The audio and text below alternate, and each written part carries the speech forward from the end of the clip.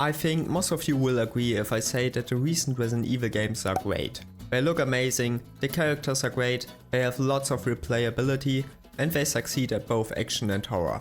Apart from that, the Resident Evil 2 and 4 remakes both set an example of how great remakes are supposed to look like. But the old Resident Evil games from the late 90s and early 2000s are great as well. For sure, they look worse, the voice acting can be rough, not all of them are available on modern systems, and the controls can be clunky. I expect that especially younger players who are new to the series will not consider them to be great or even fun. Not to think that they may actually do something better. But what if I tell you that exactly that is the case? Let's find out what the early Resident Evil games did better.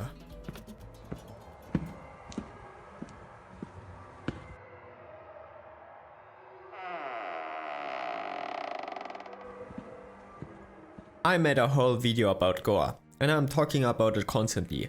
So it may be surprising to you that I consider parts of the gore to be better in the originals. I mean, look at it. They don't even have mutilated corpses that are made out of millions of polygons. So how can it be better? Well, the answer are the boss transformations. And don't get me wrong, many bosses in the recent Resident Evil games look great, with extremely gruesome and disgusting details. Like the Marguerite boss fight in Resident Evil 7. That was so disgusting that I still can't look at my grandmother without thinking of that. Just kidding. But to be more serious, although they look great, there just aren't any boss transformations anymore. I wouldn't be surprised if most people didn't notice that, but while the early Resident Evil games always showed how the boss transformed into a more gruesome stage, the recent games hide it in cutscenes or it happens completely off screen. For example, here's the transformation of Resident Evil 4's village chief Mendes in the original Resident Evil 4.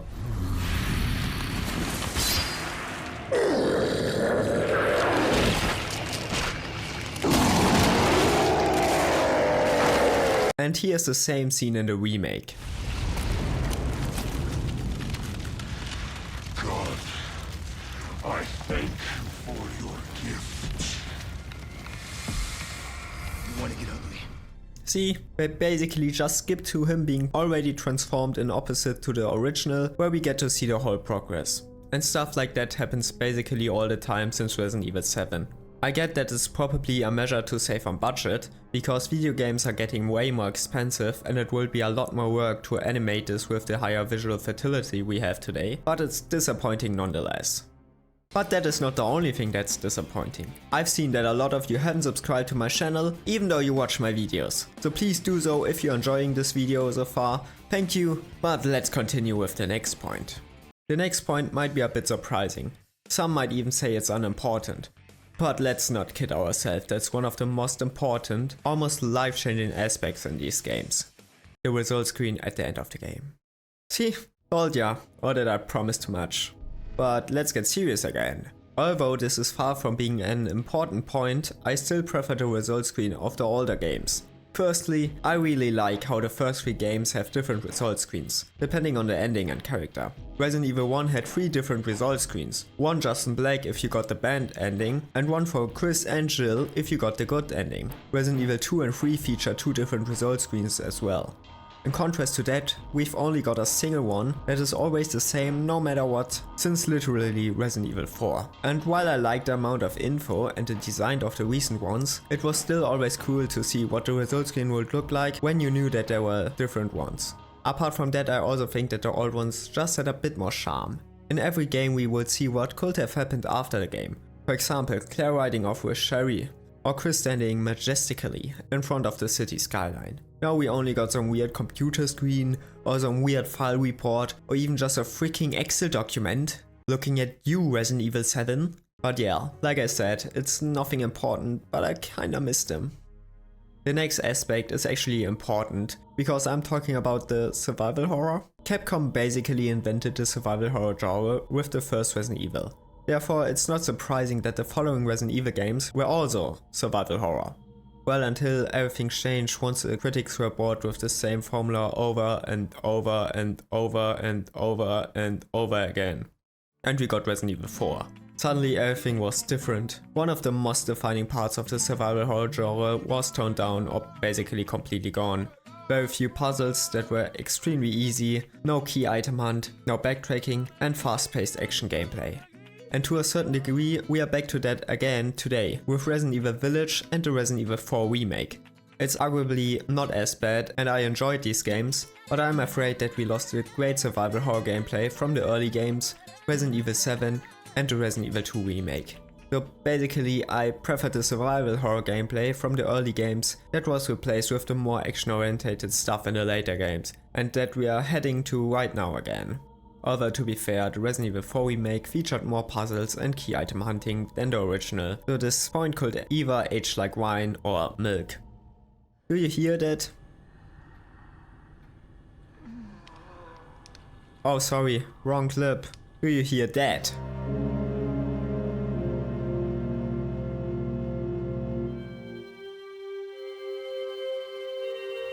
The soundtracks of the early games were fantastic and full of iconic music. Music that I use a lot as background music in my videos as well.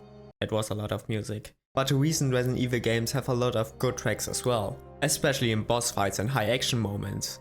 So I'm not saying that the problem is the quality of the music, because the soundtracks have always been great, usually even spin-offs and through the more action oriented games. The actual problem is, how you might have already guessed if you feel that way as well, that there's barely any music in most horror moments, because instead they went for a more ambient sound-like approach.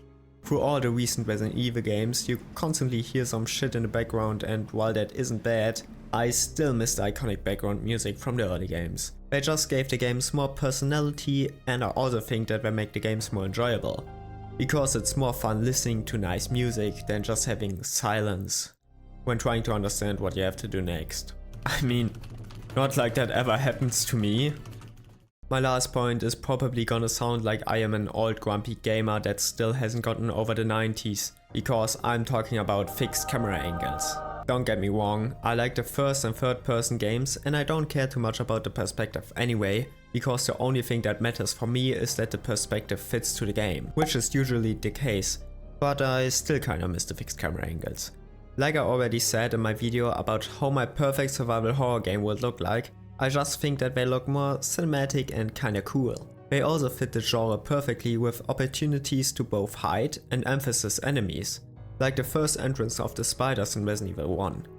The only instance where they can be annoying is when you have fast moving enemies and no auto aim, like in early versions of Alisa. But all enemies in the survival horror orientated Resident Evil games remain fairly slow, so that wouldn't be a problem in our case. I understand if Capcom won't release another fixed camera angle mainline game, but I would love to have a spin-off in that style, even though it's not likely. So what do you think of my opinion? And what do you prefer in the early Resident Evil games over the newer ones? Please let me know in the comments. Also please subscribe, like and share if you enjoyed this video. Thank you and see you next time.